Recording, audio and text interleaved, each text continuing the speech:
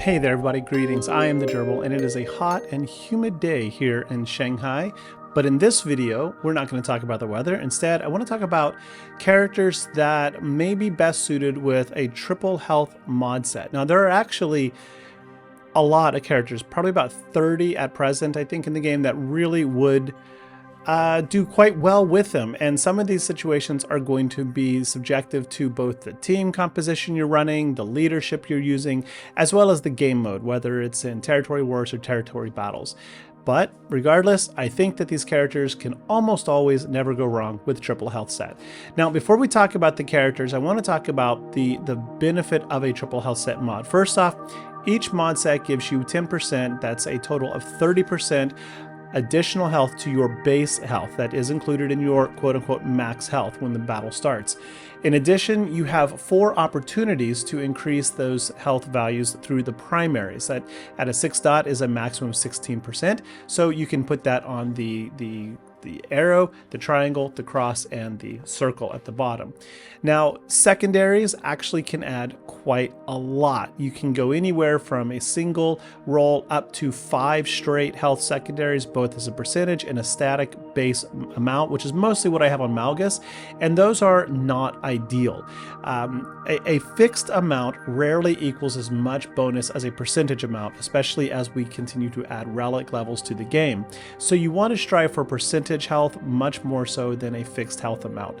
If you do go for a health secondary roll that's got all 5 health secondaries, you can get over 10% additional health per mod, giving you up to 60% more health. But there is a caveat. The primary cannot be the same as a secondary roll. So if a mod has a health primary, you cannot get a health secondary. So you can see on my arrow, triangle, cross, and circle, none of those have health percentages, and that's because he cannot. Yeah, it's true. That means I am trapped into health fixed amounts, just like the plus 713 on the triangle, but I can still go for health percentage secondaries on the diamond and the square.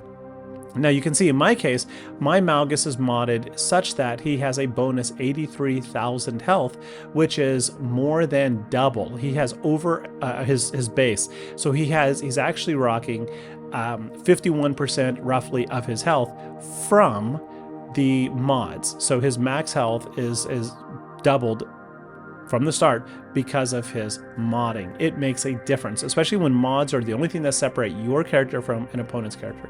Now, another thing worth noting about health is protection up. Why? Because protection up is based on your character's maximum health. So the more health you have at any given moment in the game, and that is maximum health, then the more protection up. So if a character, say, has 20% protection up, what that means is the game looks at their maximum health, finds 20% of that, and then applies that as a bonus protection. Okay, so hey, speaking of Malgus, he is number 1 on my list, a character that likely has triple health mods. Now, unfortunately, it looks like I forgot to add the graphic here. Maybe I'll do that in post-production, showing the mods down at the bottom based on what the top 100 guilds are doing in SWGOH.gg. But why triple health? Well, on his basic at the top here under the name, on his basic, there's a 50% chance for him to swing a second time. And when he does, he's going to gain 20% maximum health, and that's stacking up to a bonus 100%. Then, if we look down at Dark Deception, when he uses this special, he deals true damage to target enemy equal to 40% of his maximum health.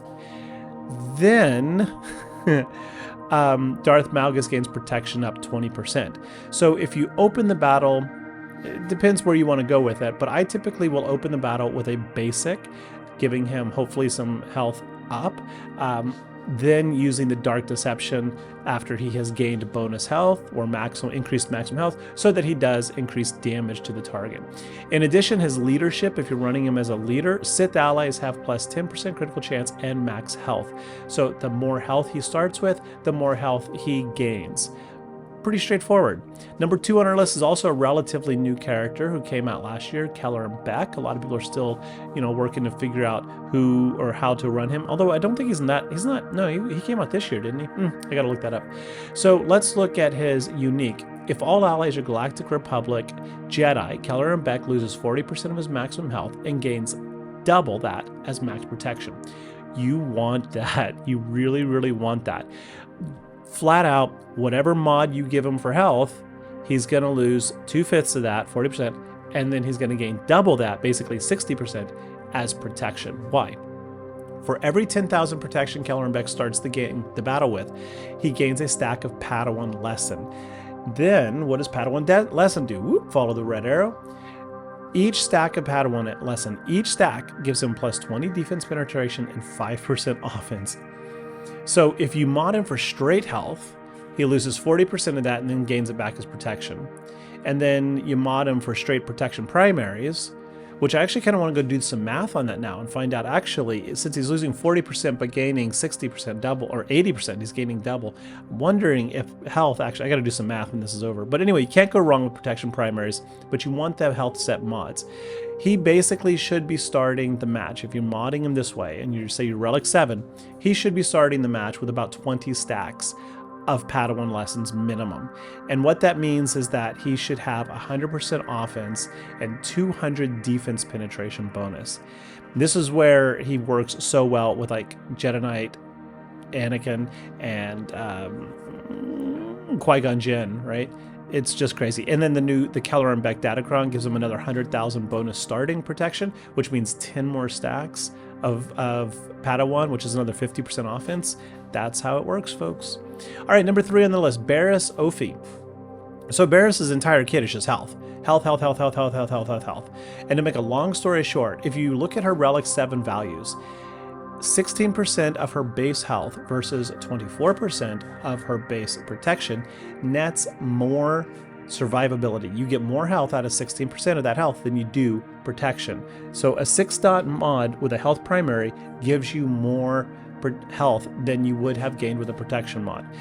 Further, as you read her kit, she heals based on health. She stabilizes, then grants health. So the more health she has, the more likely she's going to stabilize other people up to her level, etc., etc.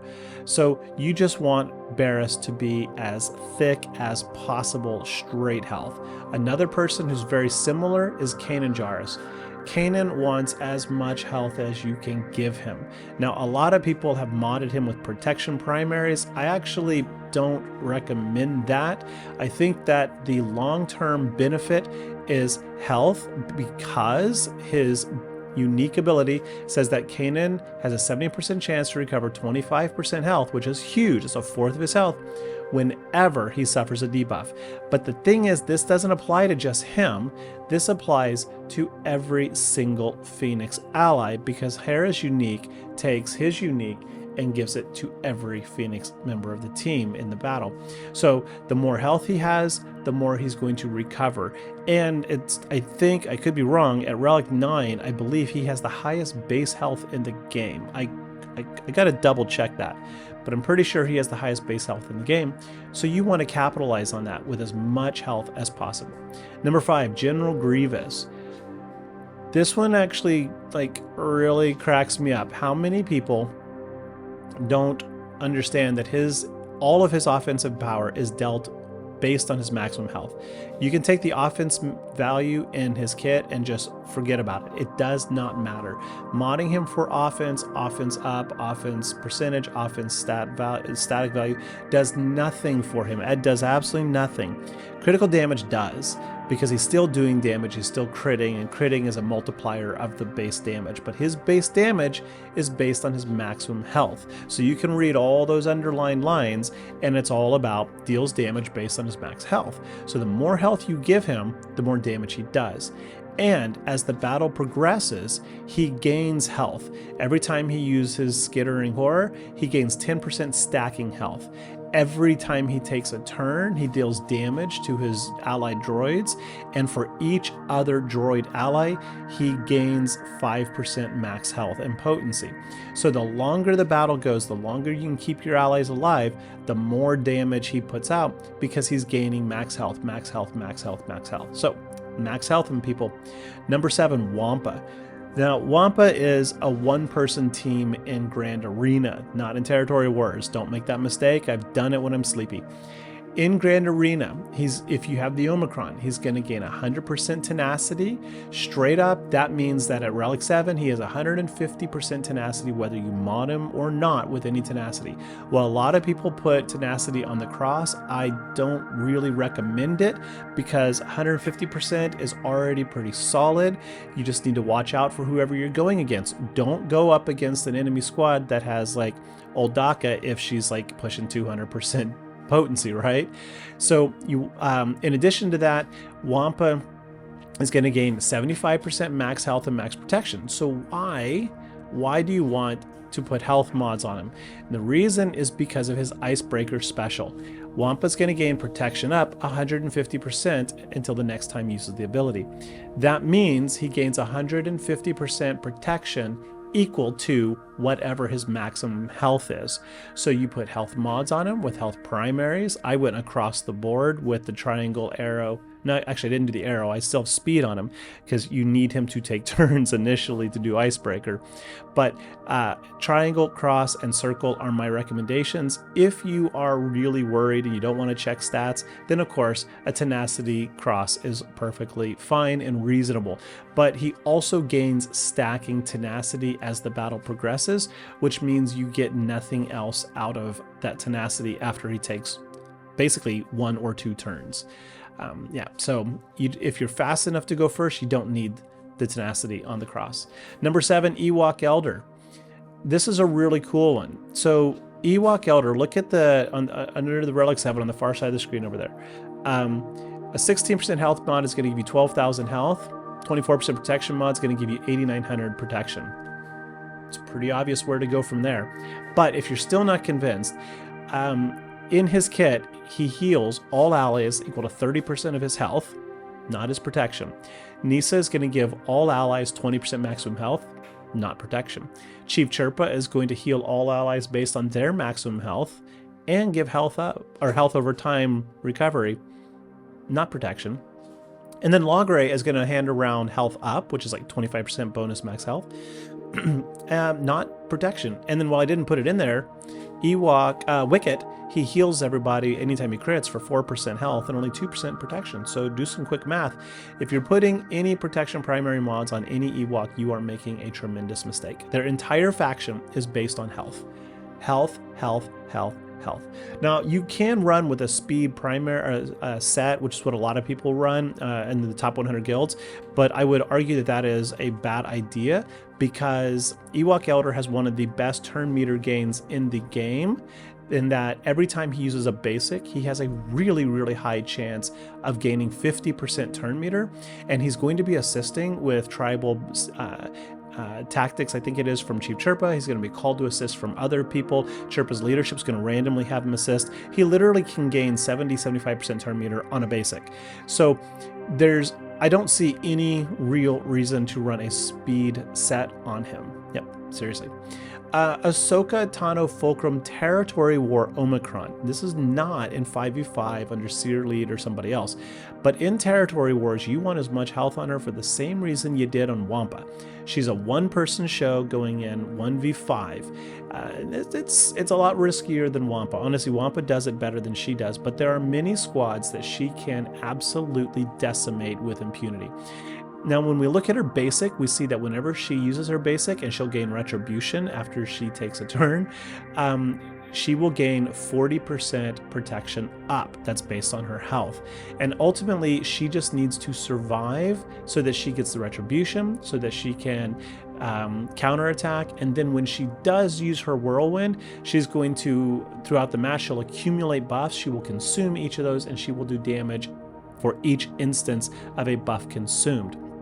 She will also dispel all debuffs and give herself the opposite buff. So like you put tenacity down on her, she'll gain tenacity up and dispel the tenacity down. It's pretty cool. So ultimately, she gains a lot of protection up and retribution, and she needs to survive. She's a slower character, base speed's only 168, so you're not likely to outrun enemy squads. There's no leadership speed bonus to speak of for her, so she has to be able to absorb hits until she can take a turn, get the retribution, and start smacking people back, which means you need her to survive. Next up, number 9, we got Padme Amidala. Now, most people probably know this one, but especially with Padawan Obi-Wan coming to the game, whether or not you're going to have Queen Amidala Padre. I'm not going to fix that. It says Padre. Padme Amidala, she grants a whole lot of protection up for her turn at a team, and her leadership says light side allies have 50% maximum health. So the more health you give her, the more health she'll have. The more health she'll have, the more bonus protection up she'll receive, which of course she uses later to turn into damage. But the community is absolutely not wrong. The top 100 guilds got this right. You want health primaries and you want triple health mods. Number 10, another relatively new character, Kestis. At the start of the battle, all unaligned Force users gain 30% maximum health, not protection. And if the ally is a light or dark side unaligned Force user, and whenever an ally is critically hit, I didn't underline that, so whenever an ally is critically hit, if they are light or dark side UFUs, then they and Cal gain 10% protection up, stacking. So that means, like, against a seared team, if you're like hammering away on Malgus and you hit him like 7-8 times in a row, right, and you are critically hitting him, then that means in the background Kestis is sitting there gaining 10% stacking protection up each time. This is why he becomes really hard to beat, because if you mod him for all health, not only does he have more to start, he also starts stacking up that protection. Then his basic has a conditional situation based on his health. At 40% health, if he's down to 40% health, that's like danger zone, right? Then when he uses a basic, he will attack a three times, and he will apply a health steal up, critical chance down on the enemy, and he will daze them, which is really nice, which actually means in an odd kind of way, you kind of want him to be low health but not die. And the only way that's going to happen is to have a very, very, very, very, very high base health, max health, right? So like 40% of 200,000 means he's still got 80,000 health, and that's good. But 40% of 100,000 health means he only has 40,000 health left, and that's a little more scary. Number 11, the Royal Guard. So basic alone says if Royal Guard has more than 50% health, stun target enemy, which means you want a lot of health, right? If he's got 200 or 300,000 health, it's a whole lot harder to get him below 50% than if he only has 80,000 health, right? It's an insane difference in damage that he can absorb before he loses that basic ability. Stunning on basic is phenomenal. In addition, his special says all dark side allies gain defense up and heal over time. So the more health you have, the more he heals.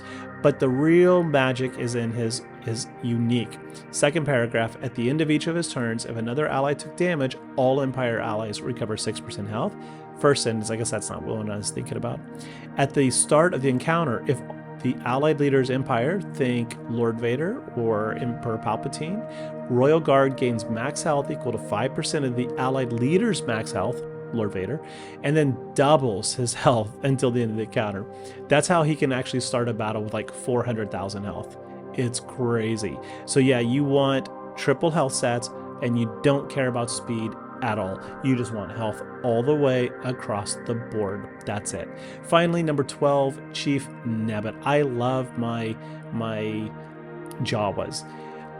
Top 100 guilds, they average protection primaries, and that's a mistake. There are conditions where protection may be good, but Jawas have no way to recover protection. They have no protection recovery technique or method other than Nebit's Omicron, which is territory wars. And in that territory war situation, they recover 5% health and 5% protection. And that's it. Yeah, protection makes sense. But if you are not going to put the Omicron on there, if you're going to use your Jawas in GAC or in Conquest, I don't know why you would, but you never know, then protection doesn't work. You want health, because Jawa Engineer says on his special, heal all allies for 30% of their maximum health. protection doesn't come back. Once it's gone, it's gone. And the idea behind Jawas is that you absorb as many hits as possible so that you accumulate thermal detonators on the enemy, thank you Java Scavenger, who eventually blows them all up, right? So strict health mods with a crit avoidance arrow, it makes a world of a difference on him. And then health primaries on everything else. All right, folks, I hope this was helpful. Many of these, again, are conditional, but if it was, please give me a like and a subscribe. I would really appreciate it. These PowerPoints, I'm actually not doing it in PowerPoint, but these slides do take a long time to make, and I'm just doing it to try to help people. I do make mistakes also, so if you see something was wrong, let me know in the comments or hit me up on Discord. I really do appreciate knowing where I make a mistake so that I can fix it for the future. All right, thanks for watching. I'll catch you later. Bye-bye.